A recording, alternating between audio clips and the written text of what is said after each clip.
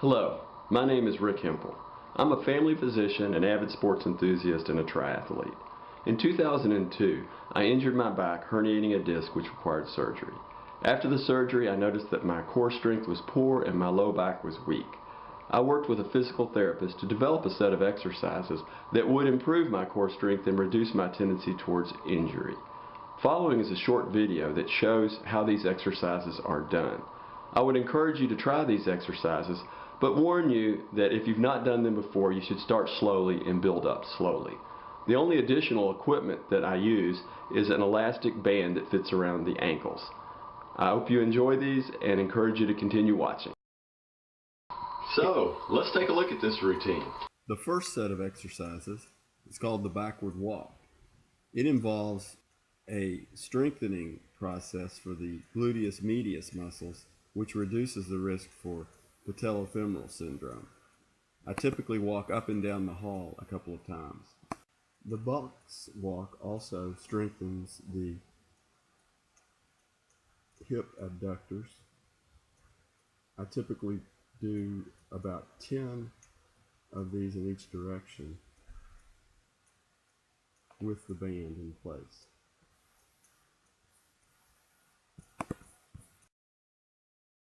Now I move to the floor on the carpet and do a static neck hold. This helps strengthen the neck muscles and reduce my tendency towards neck strain, which has been a problem in the past.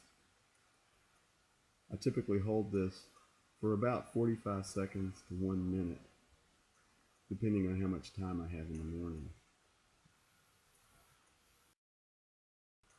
The next exercise is called postural repositioning. This was taught to me by a physical therapist in Danville and helps with appropriate pelvic positioning. I count 15 beats up and then count down 15 beats for a total of 30 beats.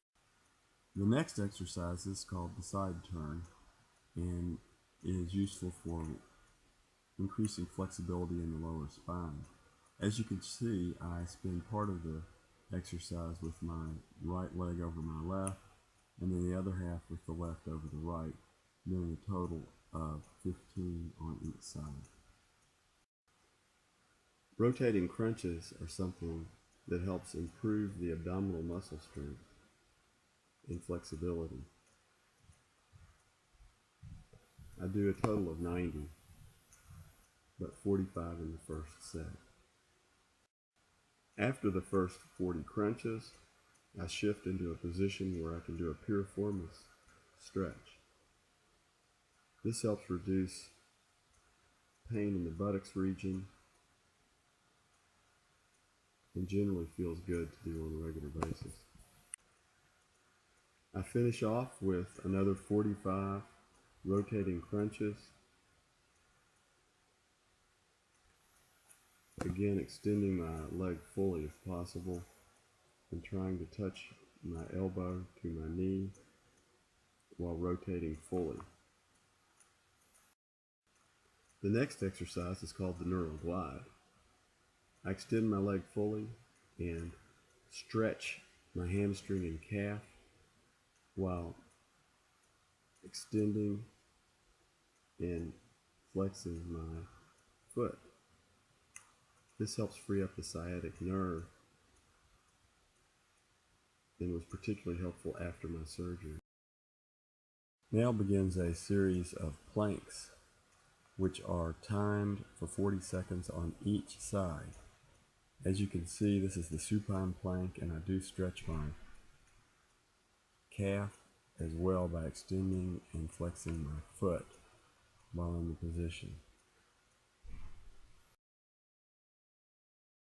Lateral planks are another type of plank that are helpful in stabilizing the core and improving general core strength. As you can see, I lift my top leg off of the floor and hold it in a static position for 40 seconds. Each of the planks is done for 40 seconds, and then switch to the opposite side to complete the exercise. The tabletop is also a 40-second timed exercise. I start with a set of pelvic stretches and then move into the tabletop position. This exercise improves stability, balance, and core strength. I do 15 of these dynamic moves and then finish the last of the 40 seconds with a static hold and then repeat opposite side. The prone plank is the most challenging exercise of the series for me. 40 seconds I will hold my left foot up above the floor while trying to maintain a static, fairly straight plank position. After the initial 40 seconds, I shift and move to my left foot down with my right foot up and hold it for an additional 40 seconds. This also stretches my plantar fascia and my calf, which I've found helpful in reducing injuries of the calf and foot. Next are back extensions. I have very little flexibility in my back, as you can see from the video, and I work on this daily to try to improve that flexibility. This again is a static hold for 40 seconds with an attempt to put the abdomen into the carpet if possible.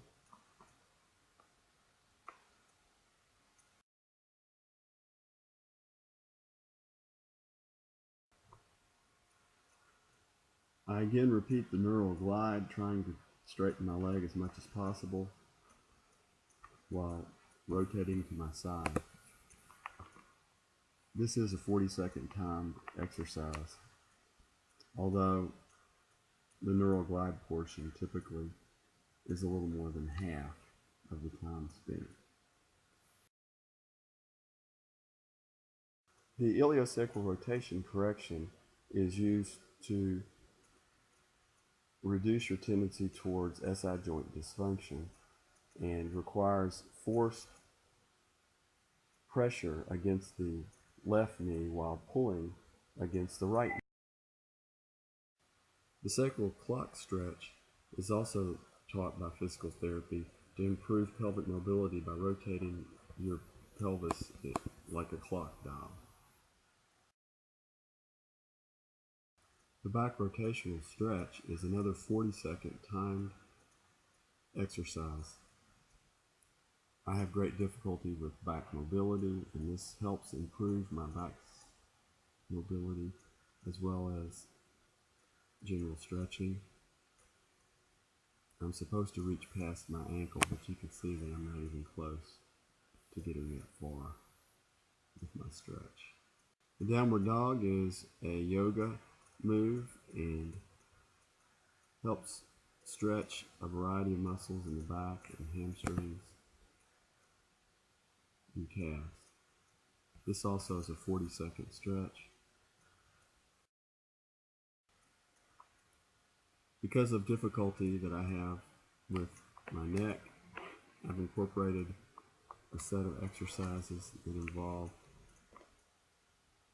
flexion and extension of the neck while doing squats to improve proximal leg strength. This is a 40-second exercise. The hamstring stretch is untimed and used to stretch out and lengthen my hamstring. As you can see, I rotate my foot to get additional stretching. The quadriceps stretch also improves balance if I do this without holding on to anything. The calf stretch is important to reduce the risk for tearing my calf, which has occurred several times while running. I do each foot separately and then typically do them together in order to improve and lengthen the calf and reduce the tendency for Achilles injury. I then do another set of hamstring stretches. So there you have it. Those are my daily exercises. I believe they've helped me reduce my tendency towards injury and have helped improve my core strength.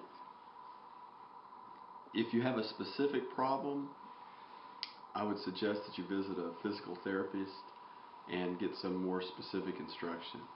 If you generally just need to improve your flexibility and core strength, I think these exercises would be very helpful.